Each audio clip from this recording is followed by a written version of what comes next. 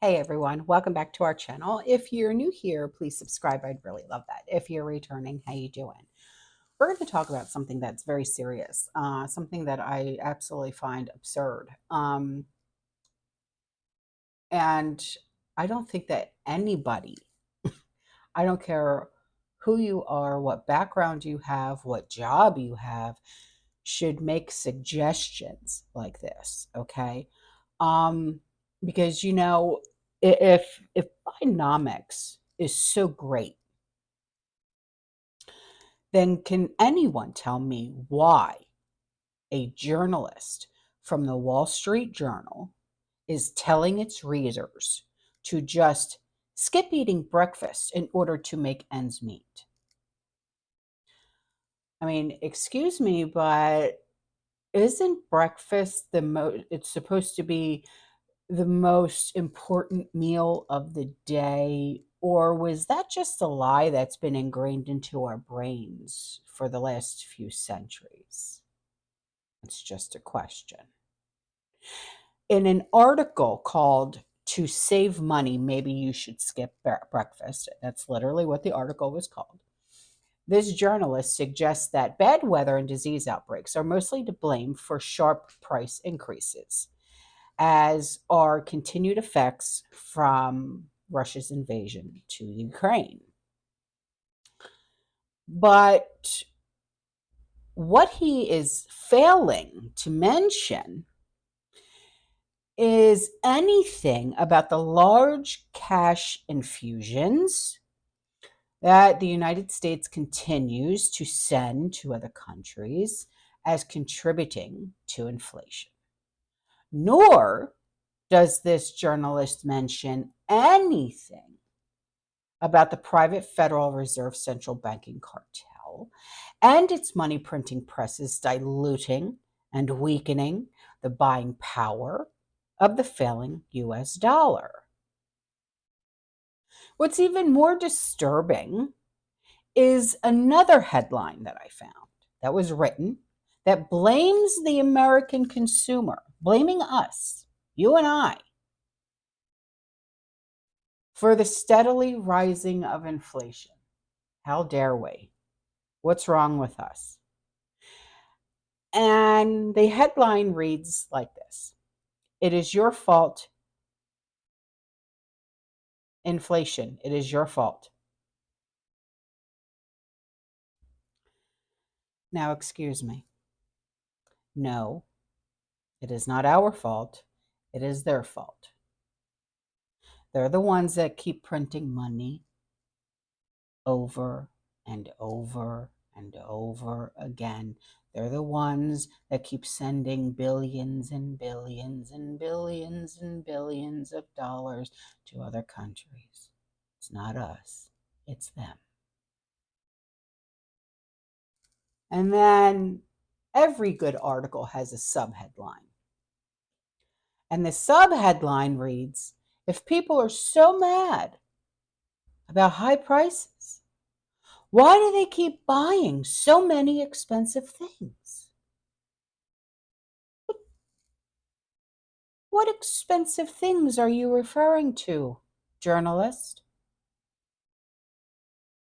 It's not like the average person is sitting at the dinner table eating steak and lobster or having sushi as an appetizer. Some of us are lucky if we can afford to buy Skippy peanut butter instead of the great value peanut butter for our peanut butter and jelly sandwiches. Okay?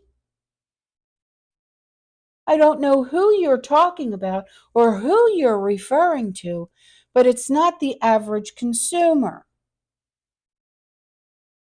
But demonstrating this journalist financial illiteracy without shame, this journalist attempts to make the case that we Americans are driving inflation because of their continued purchases of essentials. I'm sorry. Do you not have essentials that you need in order to function as a human? But this journalist also goes on to say that these essentials which are now more expensive than they were prior to the pandemic. Well, which essentials are you referring to? Hmm? Essentials as in hygiene essentials? Food essentials? Which essentials? Okay. So this journalist goes on to say that inflation stings most of you that earn less than $300,000. Well, I don't know anybody that makes $300,000 a year. Do you? And here I thought my husband and I were living comfortably on his salary. How dare I think that? I must be bottom of the barrel because I don't make more than $300,000 a year. The hell is wrong with me? I should just go climb back into my hole underneath the rock in which I came. I mean, what the you know. So she has a suggestion, this journalist. Take the bus. Stop buying in bulk. Eat lentils instead of meat because nobody said this would be fun.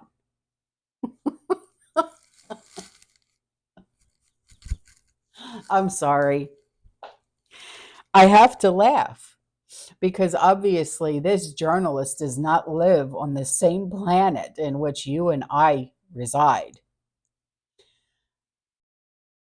Please, for just 5 minutes, let me sit in the same room as this journalist and let me give this journalist a reality check that they so desperately need. I just want to explain what life is really like beyond their expensive laptop that they type away on every single day. But also keep in mind that we are reminded that inflation is now lower than it was previously, even though prices continue to rise sky high with seemingly no end in sight. And keep pointing your fingers at the consumers. Keep pointing. Go ahead. Because we, the consumers, we, the people, we will soon show you who you should be pointing your crooked little finger at. Here's an idea. Okay? Here's an idea. So listen up to all these journalists who write these cute and fuzzy little articles. Maybe if people canceled their subscription to the Wall Street Journal, which costs $20 a month plus tax for the first 12 months, and then you get charged $39 plus tax every month after that, then maybe their readers won't have to skip eating breakfast just to make ends meet. Just saying. Hmm? All right, guys, I'm out of here. I will see you in the next one. You stay safe, you stay positive, you keep prepping. And as always, fearless. Ciao.